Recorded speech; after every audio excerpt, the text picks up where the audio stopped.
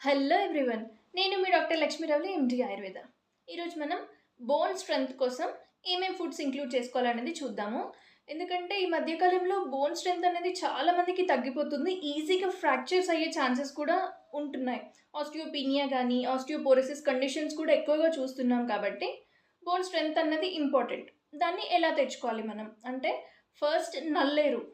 నల్లేరు అనేది పల్లెటూర్లలో చాలా బాగా దొరుకుతుంది మనకి, ఎక్కడ పడితే అక్కడ.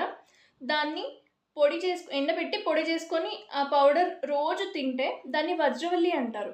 సో వజ్రం ఎంత గట్టిగా ఉంటుందో మన బోన్స్ కూడా అంత స్ట్రాంగ్గా అవుతాయన్నమాట. సో నల్లేరు అనేది చాలా బాగా యూజ్ అవుతుంది. లేదు అంటే డైరెక్ట్గా నల్లేరు చూర్ణం కూడా దొరుకుతుంది. దాన్ని మీరు పర్చేస్ చేసి రెగ్యులర్గా తీసుకోవచ్చు. నెక్స్ట్ అశ్వగంధ.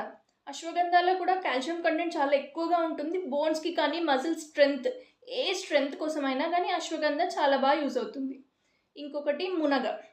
మునగాకు పొడిలో కావాల్సినన్ని మినరల్స్ కానీ విటమిన్స్ కానీ అన్నీ ఉంటాయి కాబట్టి ఖచ్చితంగా అది కూడా ఇమ్యూనిటీని డెవలప్ చేయడానికి, దాంతోపాటు బోన్ స్ట్రెంథనింగ్కి కూడా యూజ్ అవుతుంది. ఒకసారి ట్రై చేసి ఎలా వర్కౌట్ అయింది అనేది కామెంట్ చేయండి. ఇలాంటి ఇన్ఫర్మేషన్ కోసం ఛానల్ని సబ్స్క్రైబ్ చేసుకోండి.